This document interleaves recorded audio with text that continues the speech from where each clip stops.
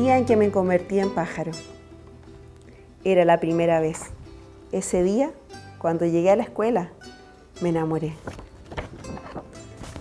Candela y yo estamos en la misma clase. Está sentada justo delante de mí. Yo solo la veo a ella, pero ella no me ve. Ella solo tiene ojos para los pájaros. Candela es una apasionada de los pájaros, pero se niega a verlos vivir en jaulas. Por eso los observa en la naturaleza y los cuida cuando están heridos. Hay pájaros en sus pantalones y en sus vestidos. Y cuando habla, parece un pájaro que canta muy despacito. Y como solo tiene ojos para los pájaros, yo un día decidí convertirme en uno de ellos. Era un pájaro de largas plumas y sueño con que algún día aterrizaré en el punto más alto de alguna pirámide, con Candela posiblemente. Todos me miran en la escuela, pero a mí no me importa. No quiero quitarme el traje. Yo soy un pájaro. Qué difícil es caminar con esto. No puedo subirme a los árboles. El traje me pesa. Y cuando llueve, huelo a perro mojado. Hasta que una tarde me encuentro con ella y nos miramos.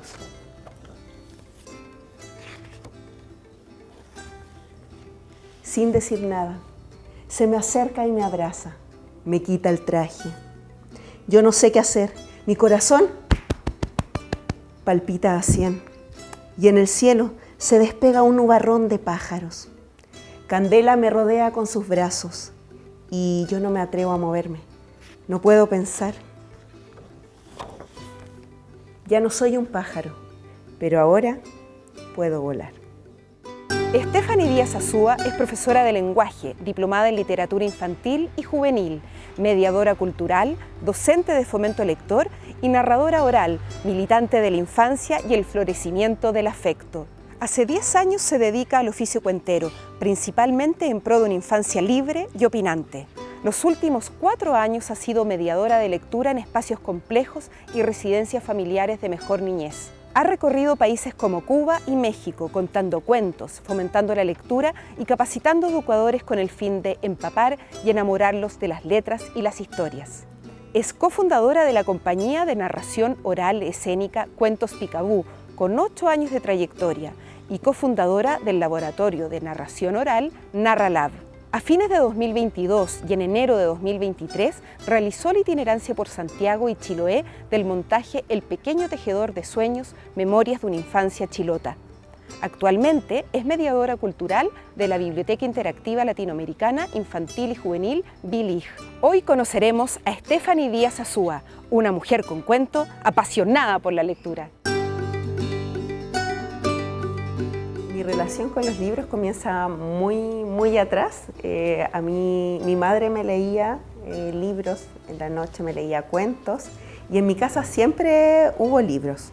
Pero yo creo que mi principal detonante fue mi hermano mayor, porque él tiene 2 años más que yo y yo todo lo que él hacía yo quería hacerlo. Entonces cuando él empezó a leer, como a los 6, 7 años, yo tenía alrededor de 4 y comencé a leer también. Inventaba todo lo que veía, daba vuelta a las páginas, leía los letreros, todo, hasta que empecé a leer muy chica. Yo en prekinder ya sabía leer. Particularmente mis libros favoritos, o el primero que recuerdo haber leído yo completa, era Camilón Comilón, que era de barco de vapor. Me marcó mucho ese libro porque me lo sabía de memoria, me gustaba mucho. Tenía un tío que me regalaba libros para mi cumpleaños, que eso también creo que es muy importante, que para mí siempre el libro fue parte de los regalos que yo esperaba ese día. Y me encantaba contar historias. Me gustaba más contar que leer historias. Y bueno, hasta el día de hoy eso es lo que hago. Yo primero estudié trabajo social. A mí desde muy chica se me inculcó que todo lo que yo hacía debía ser en pos de los demás y de mejorar el mundo que habitaba. Pero la primera práctica que hice no me gustó, sufrí mucho. Creo que no tuve la madurez quizás para afrontarlo y ahí decidí cambiar el rumbo y me gustó la malla de pedagogía. Mi madre es profesora, mis tíos son profesores, una familia de profesor, pero yo no quería estar derechamente en el aula, pero sí vincularme con la infancia. Y en la malla habían un ramo de teatro, había muchos de literatura latinoamericana, poesía, que eran cosas que me gustaban mucho. Y por eso llegué a estudiar pedagogía. Mediadora cultural en Vilig es quien se ocupa de vincular este espacio, que es un espacio de lectura, de encuentro, de goce literario, que nos diferenciamos de una biblioteca escolar, por ejemplo, porque acá no es el objetivo que los niños vengan a aprender o a ser evaluados, sino que disfruten de los libros, que tengan acceso a la belleza a través de los libros y de todo lo que genera este espacio. Y la mediación cultural vincula este espacio con la gente que lo habita. Faltaba un espacio de encuentro, sobre todo para la infancia y los jóvenes.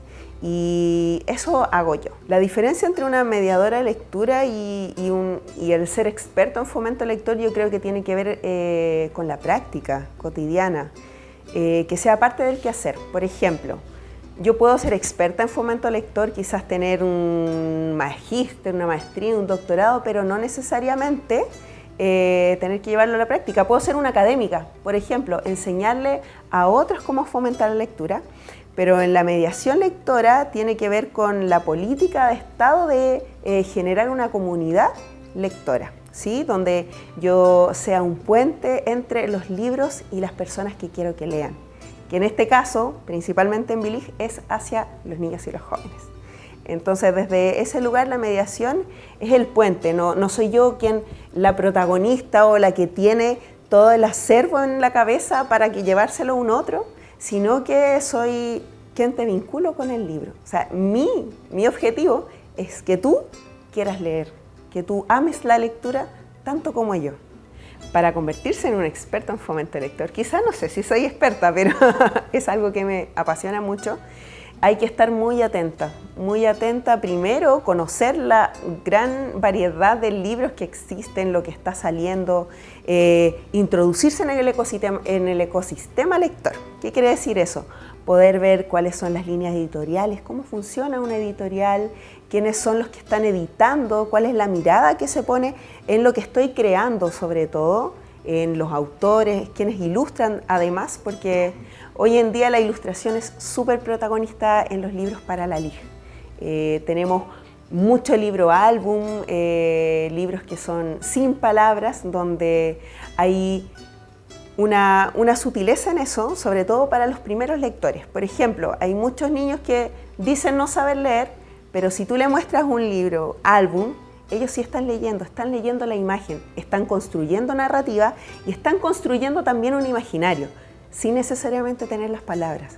Entonces también es un camino muy enriquecedor y hay que saber mediarlo, porque no solamente pasarle el libro a alguien, sino que tengo que guiarte, mostrarte caminos posibles para que tú puedas llegar al libro, ya sea desde la belleza de su portada o la calidad de su ilustración o lo que te provoca también la historia que te estoy presentando o que te estoy ayudando a introducir.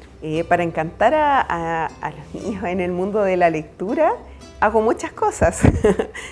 Principalmente mi gran inspiración es mi hijo y hago todo lo que haría con mi hijo o he hecho con él para que funcione este camino lector.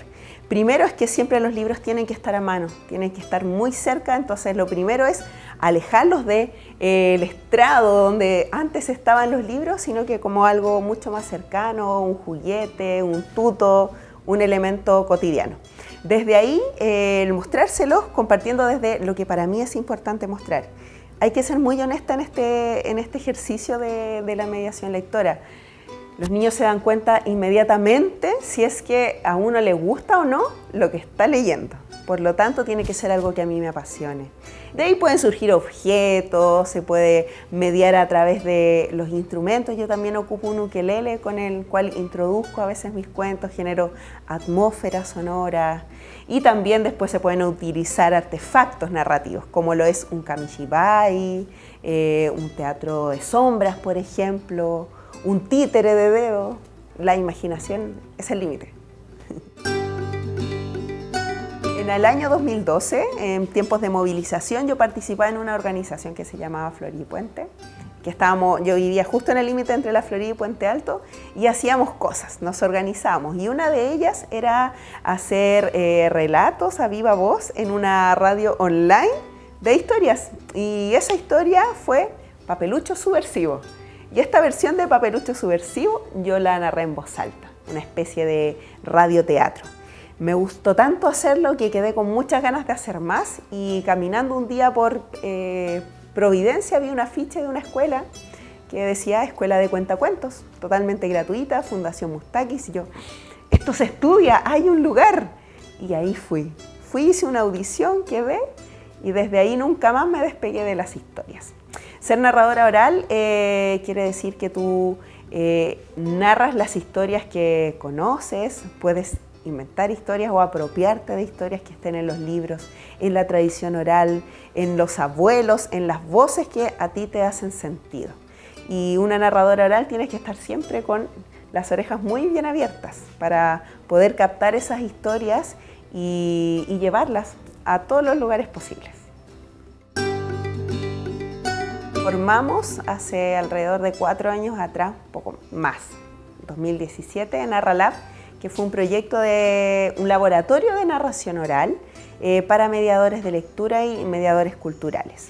Y fue muy lindo porque nos llevó a escribir 2 libros que fueron publicaciones que financió el Ministerio de las Culturas y las Artes. Y junto con ello, en paralelo y anteriormente, formé mi propia compañía de narración oral junto con la Cao Orla Calderón, que es mi gran amiga, socia creativa, quien me nutre, me inspira. Es la mujer más creativa que conozco. Y creamos y dimos un hijo, nuestro hijo más grande, que fue El Pequeño Tejedor de Sueños, que es nuestro primer fondal. Bueno, este fondo nace desde la pandemia, en un momento muy crítico de ambas, pero yo tomé uno de los tantos cursos online que habían disponibles en esa época, y uno de ellos fue sobre las infancias y sobre la disidencia, el mostrar otra construcción de los niños y niñas que aparecían en los libros, cuáles eran esos referentes que se estaban construyendo. Y uno de ellos era este que está acá, que es Lirio, un revés y un derecho que él ahora se transformó en un gran amigo, Ignacio Ortega, quien ilustró y escribió este cuento.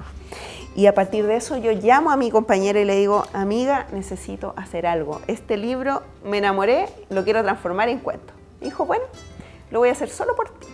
Entonces creamos una versión para la virtualidad, es decir, para poder ser presentado en Zoom, en esa plataforma, y lo hicimos chiquitito como un lambe lambe, que es un pequeño teatrillo para que lo vea una persona, pero en este caso era para la virtualidad. En una caja, todo en miniatura chiquitito, contamos la historia.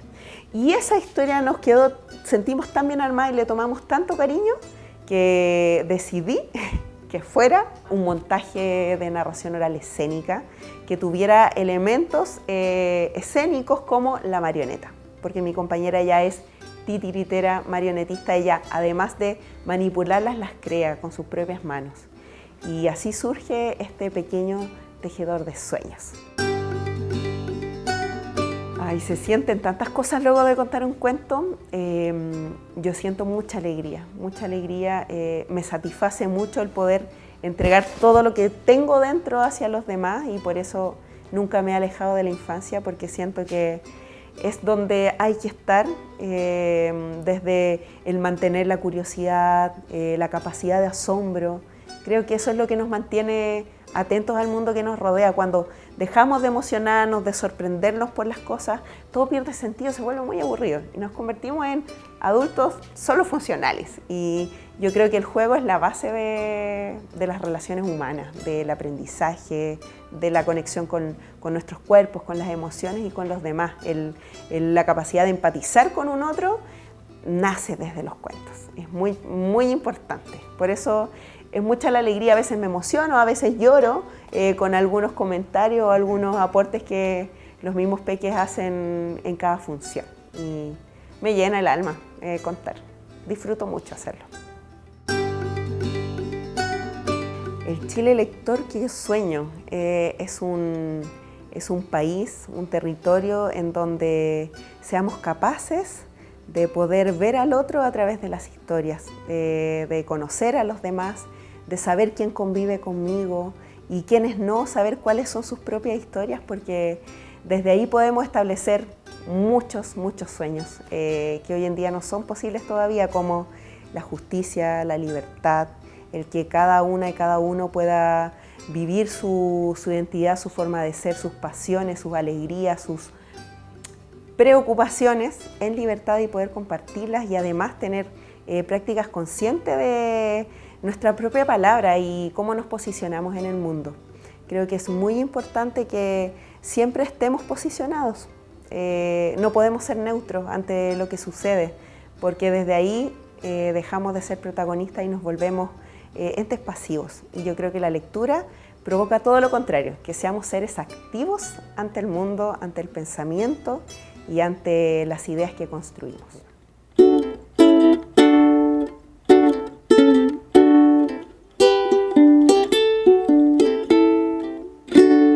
Esteras y esteritas, para contar peritas, esteras y esterones, para contar perones.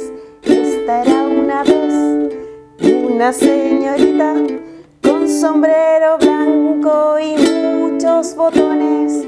Y esta señorita, tan aseñorada, nunca se reía y siempre lloraba.